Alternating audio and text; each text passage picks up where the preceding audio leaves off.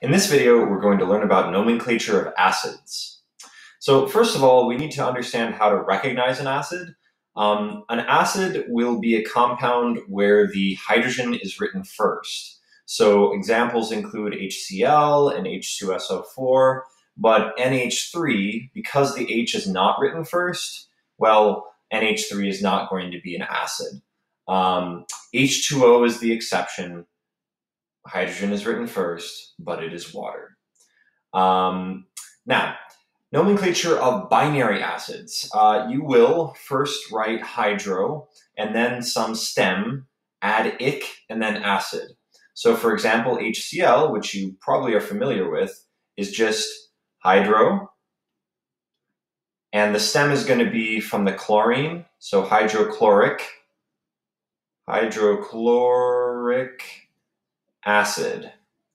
And if I have hydrosulfuric acid, well, I know it's a binary acid because there's the hydro, so I know that I only have S, like not sulfate or sulfite or anything like that. I have S, and S as an anion would be S with a -2 charge, so I need to have 2 H pluses with it. So with acids, you want to view the hydrogen as almost like a group 1 ion. It's not necessarily exactly a positive 1 ion, but in terms of naming, it really works. In terms of formula writing, it really works to view the H as being positive. So our formula for hydrosulfuric acid is H2S. Now, what about acids where there's a polyatomic ion? Well, if the polyatomic ion ends in "ite", then we need to change the suffix to "us". By this I mean, I look at ClO2 minus, and I know this is called the chlorite ion. So I don't have the hydro at the beginning because it's not a binary acid. I just name it based on this chlorite anion. So I write chlor, but I change the ite to us, chlorous acid. And just saying that alone indicates to me HClO2.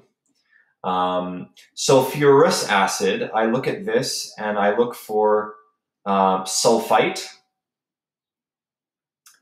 And sulfite is going to be SO3.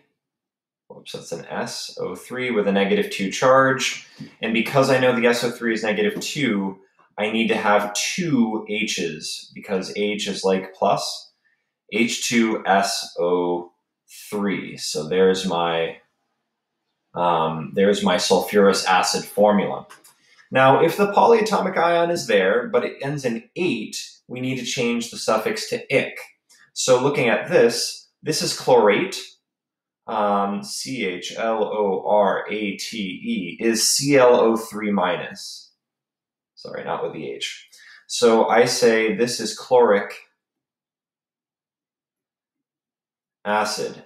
Notice we have fine lines here. You know, we had hydrochloric acid is HCl. Chloric acid is HClO3. Very different from each other.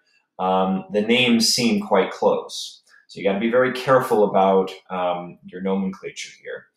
Sulfuric acid, I know that sulfate is SO4 with a -2 charge.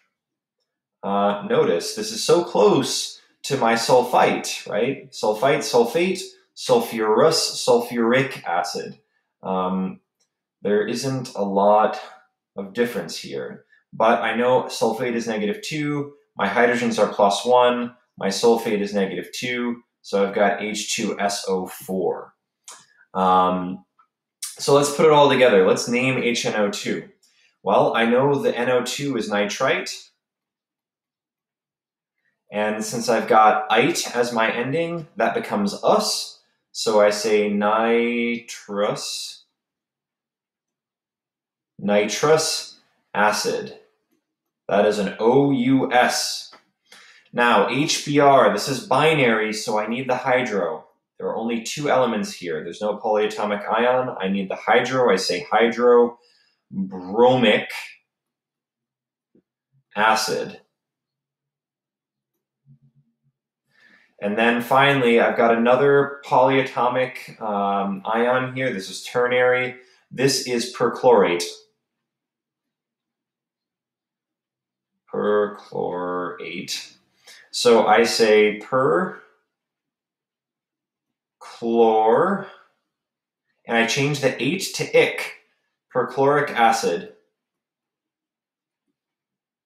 And that's that. Now, going in the other direction, hydrosulfuric acid. We dealt with this before. I see hydro and sulfuric. I know that it's binary because of the hydro. I know the hydrogen is going to be positive. I look at sulfur. I know it's a group 6 element, so it'll be -2. So I need 2 positive ones to cancel out the -2. There's my H2S. Phosphorus acid. There's no hydro, so I know there's a polyatomic ion.